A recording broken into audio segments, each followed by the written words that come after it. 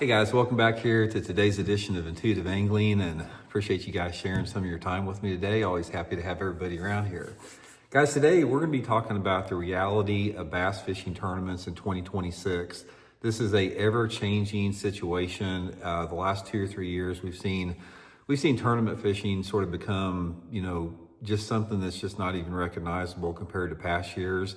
And I want to give you guys some tips and advice on this. I want to talk about the reality of tournament fishing. If you fish tournaments on whatever level, this is going to help you out. And even if you don't fish tournaments, it might be interesting to sort of see the state of the sport when it comes to tournaments. So we're going to get into that in today's episode. Also, guys, got 2 things I wanted to let everybody know about. First of all, thank you very much for everybody that's taken time to hit the subscribe button here at Intuitive Angling. That helps out more than ever now since all the YouTube changes. Also, guys, I'd like to invite everybody to please check out our Patreon program and our membership program. Members get free videos, private videos that are not seen by the public every week, and access to my email address. And also, guys, I want to let you know that probably starting in about 2 weeks, I'm trying to get this going in 2 to 3 weeks. I'm going to be doing a live stream, and the live stream is going to be for Patreon and the channel members only. This is going to be a great format to we're going to discuss everything and, have some good feedback with all the members that support the channel. So if you guys would like to be part of that live stream, just sign up for the Patreon or the channel memberships and get you started in that. Really appreciate everybody that's done that so far. Okay, reality of tournament bass fishing in 2026. We could talk all day long about this, but I'm going to try to keep it, shorter because I know everybody busy with life and everything. Here's some thoughts that come to the top of my mind as far as what to look forward to, sort of where we're at with that. And I keep a close eye on this, guys. I've been a tournament angler my whole life, pretty much my whole adult life. It's been my living for a long time. I'm immersed in the culture. I know everybody in the sport. And so I got a pretty good pulse on it, what it is. So here's sort of what you're going to have to expect in 2026. First of all, I just want to clarify this right off the bat because everybody needs to know this, guys. Tournament bass fishing in 2026 is a money pit. It is. It's a money pit. And I'm not saying you can't hit a good lick and have a windfall profit once in a while, but for 90% of the people that participate in tournaments, it's a money losing proposition. You have to understand that reality before you get into it, because I don't want anyone to get out there with this illusion that like it's just gravy train that you're gonna do good in tournaments and make a bunch of money. It's a struggle. Even if you're a top level angler, it's a struggle just to make checks, on a regular basis.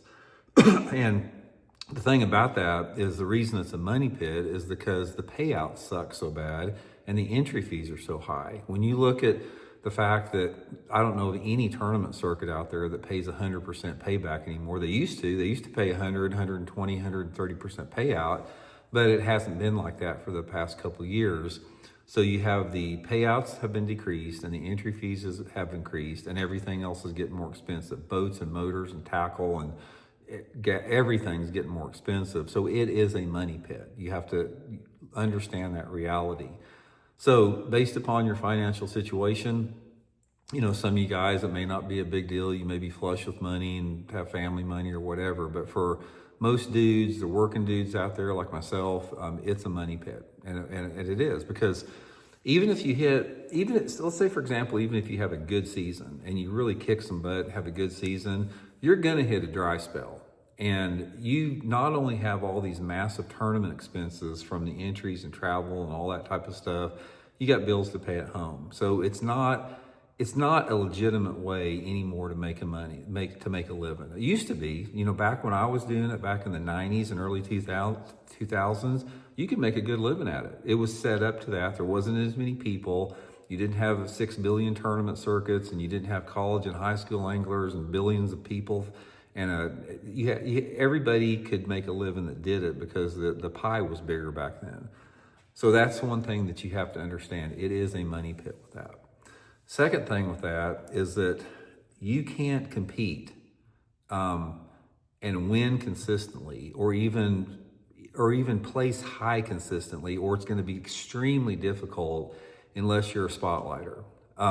I've been able to finish, like, I don't spotlight, you guys know that. In the last 3 or 4 years, I've been able to finish usually in the top 15 or 20 in the point standings of the BFLs and the Toyota Series every other year. I've been able to compete, not using forward-facing sonar, but I've been doing it forever too. If you're getting into the sport in 2025, if you don't spotlight for bass, you will get your butt kicked and you will struggle out there. And I hate this because forward-facing sonar is an illegitimate way to fish. It is. I don't consider catches with forward-facing sonar or tournament success with it as a legitimate success, even though everybody else recognizes it. Personally, for my own ethics and integrity in bass fishing, it's an insult to the fish. It's an insult to the sport. So that's my position on it. But given that, the thing that sucks about it, unless you're just at the top of your game as a shallow water angler, like somebody like John Cox or somebody like that, you're going to struggle unless you're a spotlighter. And even then, there's so much competition in the spotlighting arena, and there's so many people that's the only thing they know, and it's the only game they know, that it's very difficult to succeed unless you do that. Because you can occasionally have a good tournament, and if things line up perfectly, you might be able to win one under a blue moon. But for the most part, in 2026, even if there's been a limitations put on that, it's still it's such a destructive piece of technology that it's still gonna dominate the sport with that. So that's another aspect with it. Another thing, as far as what to look for in 2026, is just the massive number of tournament anglers on the water. Guys, the college and high school programs, why it's a great program, don't get me wrong, but there are so many people on the water now, especially through college and high school. I think that probably high school and college anglers comprise over 50% of the fishing pressure the lakes get anymore. It's just a massive program. And along that, you've got everybody and his brother's got a tournament circuit now. You got local stuff, regional stuff, national stuff. There's just a lot of pressure out there with tournaments. There's a lot of tournament pressure out there. And when you're talking in terms of trying to stand out in tournament angling, it's next to impossible to do that. There's only a handful of people that have been able to stand out. The guys like Jacob Wheeler, just freaks of nature, the 1% of the 1%. But for the most part, there are so many people out there, and it's so competitive that you can't stand out in it. And since you can't stand out in it, another reality of 2026 is tournament anglers don't have hardly any value to sponsors anymore.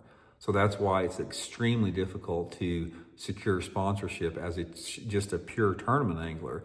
You have got to have a social media presence. This sport, in terms of marketing and earning a living in the sport, it's everything about social media. Instagram, Facebook, YouTube, that is the game now. That's where the impressions are, that's where the money's made.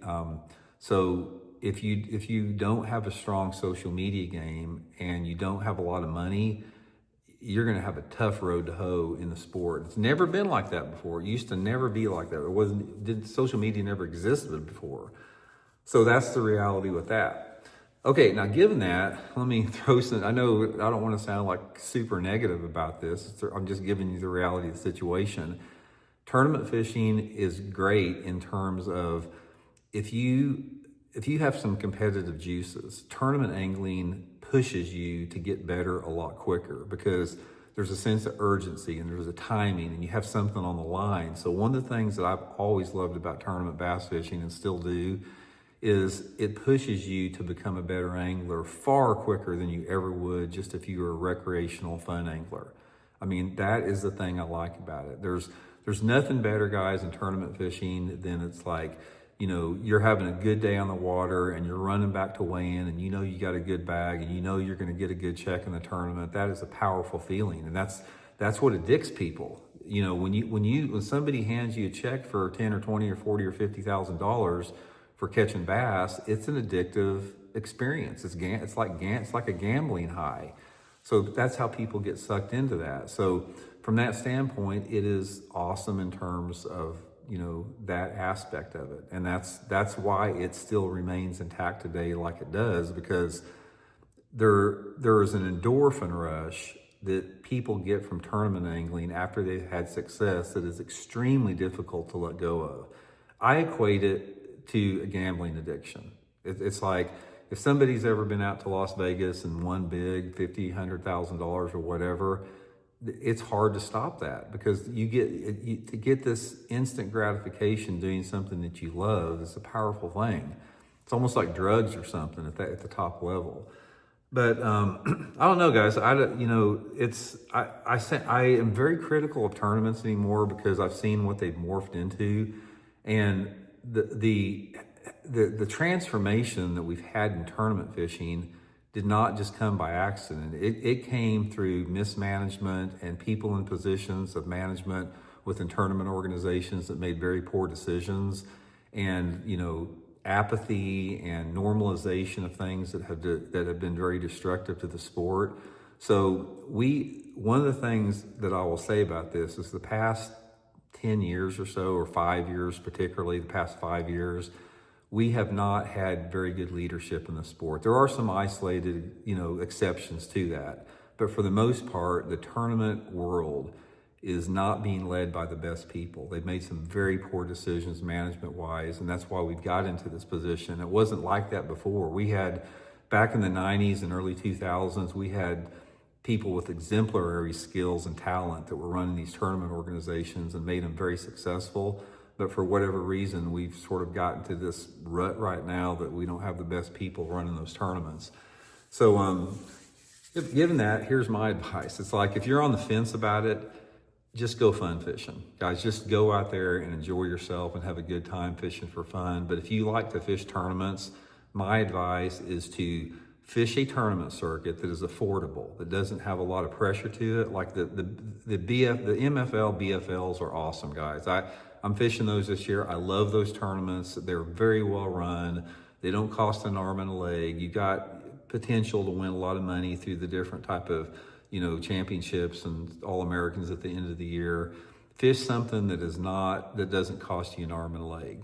All these $5,000 entry fee tournaments, guys, don't get sucked into that. I mean, that's a way to get you broke quicker than anything else. It's a way to get you divorced quicker than anything else.